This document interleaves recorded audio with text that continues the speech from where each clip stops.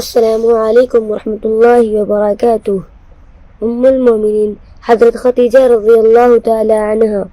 حضرت خدیجہ رضی اللہ تعالی عنہ عرب کے معزز ترین قبیلہ قریش سے تعلق رکھتی تھیں۔ ان کے پردادا کا نام قصہ تھا، جو رسول اللہ صلی اللہ علیہ وسلم کے بھی جد اعلیٰ تھے۔ اس لحاظ سے رسول اللہ صلی اللہ علیہ وسلم اور حضرت خدیجہ ہمجد تھی۔ حضرت خدیجہ کی والدہ کا نام فاطمہ بنت زائدہ تھا۔ ان کے والد محترم کا اسم گرامی خویلد تھا، جو اپنے قبیلے اور خاندان میں انتہائی عزت و احترام کے مالک تھے اور مکہ میں آ کر مقیم ہو گئے تھے۔ مکہ ہی میں شادی کی۔ حضرت خدیجہ عام الفیل سے 15 سال قبل پیدا ہوئی۔ ابتدا ہی سے بلند کردار اور حسن اخلاق کی حامل تھیں۔ چونکہ بہترین اوصاف سے بہرہ مند تھیں، اس لیے طاہرہ کے لقب سے مشہور ہوئی۔ ان کی کنیت ام ہند تھی۔ باپ نے اپنی اس بیٹی کی شادی کے لیے ورقہ بن نوفل کا انتخاب کیا، جو ایک باکمال شخص تھے اور تورات انجیل کے بھی بہت بڑے عالم تھے، لیکن کسی وجہ سے ان سے شادی نہ ہو سکی تو ابو حالہ بن بناش تمیمی سے نکاح کر دیا گیا۔ ابو حالہ کے بعد عتیق بن عابد مخزومی کی قدمیں آئیں۔ بعد ازاں عتیق بھی وفات پا گیا تو سیفی بن امیہ سے نکاح ہوا۔ سیفی حضرت خدیجہ کے چچا کے بیٹے تھے۔ نکاح سے تھوڑا عرصہ بعد سیفی بھی انتقال کر گئے تو حضرت خدیجہ بیوہ تھیں۔ باپ بھی فوت ہو چکے تھے۔ حضرت خدیجہ کا ذریعہ آمدنی تجارت تھا، لیکن باپ اور شوہر کی وفات کے بعد ان کا کوئی محافظ اور نگراں نہ تھا، اس لیے سخت پریشانی میں مبتلا تھی۔ تاہم سلسلہ تجارت باقاعدہ جاری تھا اور اپنے عزیزوں کو معقول معاوضہ دے کر ان کے ہاتھ مال تجارت بھیجتی تھیں۔ ان دنوں قریش کے تجارتی تعلقات زیادہ تر شام سے تھے اور حضرت خدیجہ کا مال تجارت بھی شام ہی میں جاتا تھا۔ مکہ معظمہ میں رسول اللہ صلی اللہ علیہ وسلم اس زمانے میں امین کے لقب سے مشہور تھے اور آپ صلی اللہ علیہ وسلم کے اخلاق حسنہ، صدق و عدالت، راست بازی و معاملہ فہمی، دیانت و امانت اور نجابت و شرافت کا بہت چرچا تھا اور تمام لوگ آپ کے مداح و ثنا خواں تھے۔ آپ صلی اللہ علیہ وسلم کے حسن معاملت کی شہرت سے متاثر ہو کر حضرت خدیجہ نے آپ کو پیغام بھیجا کہ آپ صلی اللہ علیہ وسلم میرا مال تجارت لے کر شام چلے جائیں، جو معاوضہ دوسروں کو دیتی ہوں اس سے آپ کو 2 گنا دوں گی۔ حضرت صلی اللہ علیہ وسلم نے خدیجہ کی یہ پیشکش قبول فرمائی اور حضرت خدیجہ کے غلام میسرہ کو ساتھ لے کر بصرہ تشریف لے گئے۔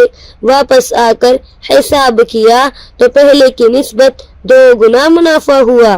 حضرت خدیجہ کے مال و دولت اور علو اخلاق کی بنا پر بہت سے لوگ ان سے نکاح کے متمنی تھے، مگر وہ کسی پر رضامند نہ تھی۔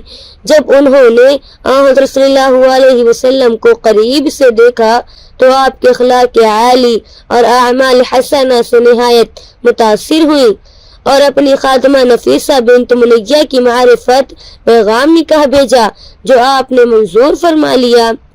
حضرت خدیجہ کے والد خویلد بن اسد حرب الفجار بھی وفات پا چکے تھے، اس لیے آپ کے چچا عمر بن اسد، جو آپ کے سرپرست بھی تھے، ولی مقرر ہوئے۔ شادی کی تاریخ مقرر ہوئی۔ تاریخ معین پر حضرت خدیجہ نے اپنے اعزاء کو بلا لیا اور رسول اللہ صلی اللہ علیہ وسلم اپنے قریبی رشتہ داروں کو لے کر خدیجہ کے گھر پہنچ گئے۔ حضرت صلی اللہ علیہ وسلم کے اقربا میں ابو طالب اور حضرت حمزہ آپ کے ہمراہ تھے۔ حضرت ابو طالب نے خطبہ نکاح پڑھا اور عمر بن اسد کے مشورے سے 500 طلائی مہر مقرر ہوا۔ یہ حضرت صلی اللہ علیہ وسلم کی بعثت سے 15 سال قبل کا واقعہ ہے۔ اس وقت حضرت خدیجہ کی عمر 40 برس تھی اور حضرت صلی اللہ علیہ وسلم 25 برس کے نوجوان تھے۔ نکاح سے 15 برس بعد جب رسول اللہ صلی اللہ علیہ وسلم 40 برس کی عمر کو پہنچے تو اللہ کی طرف سے خلعت نبوت سے نوازے گئے۔ بیوی کی حیثیت سے قدرتی طور پر آپ صلی اللہ علیہ وسلم نے سب سے پہلے حضرت خدیجہ ہی کو دعوت اسلام دی اور انہوں نے تمام لوگوں سے پہلے قبول اسلام کا شرف حاصل کیا۔ حضرت خدیجہ رضی اللہ تعالی عنہا نے حضرت صلی اللہ علیہ وسلم کی نبوت کی صرف تصدیق ہی نہیں کی بلکہ ابتدائے اسلام ہی سے وہ آپ کی سب سے بڑی مددگار تھی۔ آغاز اسلام میں مخالفین اسلام جو آپ صلی اللہ علیہ وسلم کو مبتلا مصائب کرنے سے کچھ جھجک محسوس کرتے تھے، اس کی بڑی وجہ حضرت خدیجہ کا ذاتی اثر و رسوخ تھا۔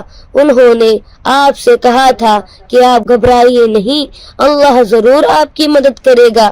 جب کفار و مشرکین نے آپ صلی اللہ علیہ وسلم کو اذیتیں پہنچانا شروع کی تو خدیجہ آپ کو تسلی دیتی تھی۔ نبوت کے 7ویں سال قریش نے حضرت صلی اللہ علیہ وسلم اور آپ کے خاندان کو شعب ابی طالب میں محصور کیا تو حضرت خدیجہ بھی آپ کے ساتھ تھی۔ اشاعت اسلام کے باب میں حضرت خدیجہ حضرت صلی اللہ علیہ وسلم کی مشیر تھیں۔ انہوں نے زمانہ جاہلیت میں بھی بت پرستی نہیں کی، وہ اپنی دولت و ثروت سے حضرت صلی اللہ علیہ وسلم کی امداد کیا کرتی تھیں۔ ان کے مقام و مرتبہ کا یہ حال ہے کہ ایک دفعہ حضرت جبرائیل نے رسول اللہ صلی اللہ علیہ وسلم سے کہا کہ خدیجہ برتن میں کچھ چیز لا رہی ہیں، آپ صلی اللہ علیہ وسلم انہیں اللہ کا اور میرا سلام پہنچا دے۔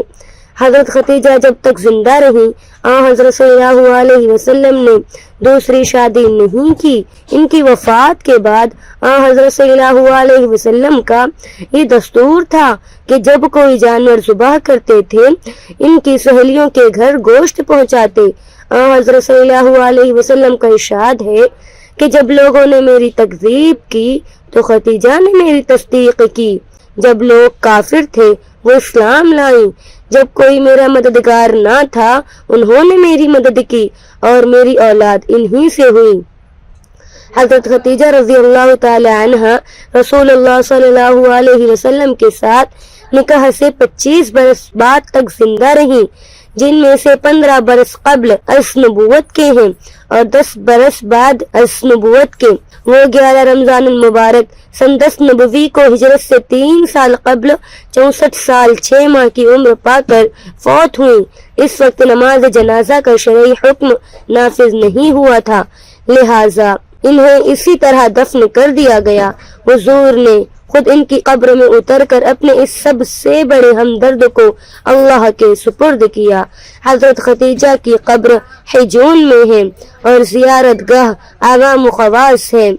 حضرت خدیجہ کے سال وفات کو حضرت صلی اللہ علیہ وسلم عام الحزن یعنی غم کے سال سے تعبیر کرتے تھے۔ حضرت خدیجہ رضی اللہ تعالی عنہ سے جو اولاد ہوئی اس کی مختصر طور پر تفصیل یہ ہے۔ حضرت خدیجہ کے پہلے شوہر ابو حالہ سے حالہ طاہر اور ہند پیدا ہوئے۔ یہ تینوں بھائی رسول اللہ صلی اللہ علیہ وسلم کے صحابی ہیں۔ حالہ بنت خدیجہ کا ذکر صحیح بخاری میں بھی آیا ہے۔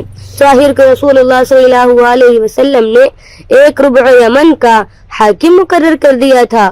حضرت صلی اللہ علیہ وسلم کے وصال تک یہ بدستور وہاں حکمراں رہے۔ ان کی حکومت میں عق اور اشعریین کے قبیلے بھی شامل تھے، جنہوں نے حضور کے وصال کے بعد یمن میں سب سے پہلے ارتداد اختیار کیا۔ حضرت ابو بکر صدیق نے طاہر کو ان سے لڑائی کا حکم دیا تھا اور طاہر نے مسروق بن اجد حاکم عجت میں ان پر فوج کشی کر کے کے اس فتنے کو ختم کر دیا تھا اور ان پر فتح حاصل کی تھی۔ اس واقعے سے متعلق طاہر نے ایک نظم بھی کہی تھی: ہند رسول اللہ صلی اللہ علیہ وسلم کے ربیب اور پروردہ تھے۔ یہ جنگ جمل میں حضرت علی رضی اللہ تعالی عنہ کے طرفدار تھے اور اسی جنگ میں شہید ہوئے۔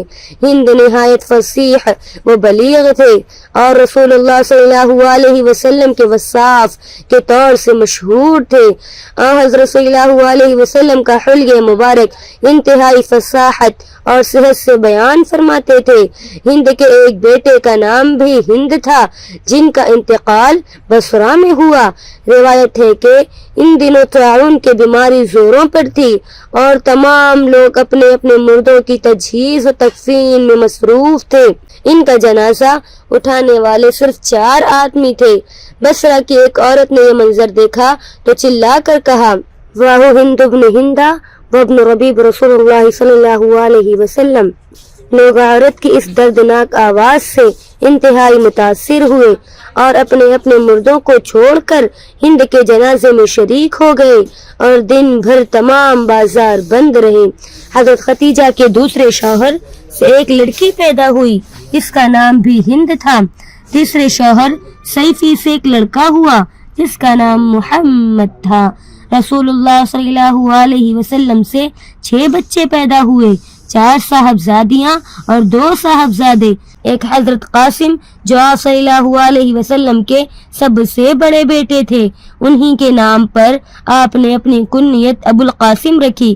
قاسم صغر سنی میں مکہ مکرمہ میں فوت ہو گئے تھے۔ وہ دوسری اولاد حضرت زینب تھیں۔ تیسرے حضرت عبداللہ تھے جو زمانہ نبوت میں پیدا ہوئے اور طیب اور طاہر کے لقب سے ملقب ہوئے۔ انہوں نے بھی بہت کم عمر پائی۔ چوتھی حضرت رقیہ اور 5ویں حضرت ام کلثوم تھیں۔ حضرت ختیجہ رضی اللہ تعالی عنہا سے رسول اللہ صلی اللہ علیہ وسلم کی سب سے چھوٹی صاحبزادی حضرت فاطمہ الزہرا رضی اللہ تعالی عنہا تھیں، جن کے فضائل و مناقب احادیث و سیر کی کتابوں میں مذکور ہیں اور جنہیں یہ شرف حاصل ہے کہ ان سے آپ صلی اللہ علیہ وسلم کا سلسلہ نسل چلا اور دنیا میں پھیلا۔ حضرت فاطمہ رضی اللہ تعالی عنہا کے عظیم الشان واقعات سے تاریخ کے صفحات بھرے پڑے ہیں۔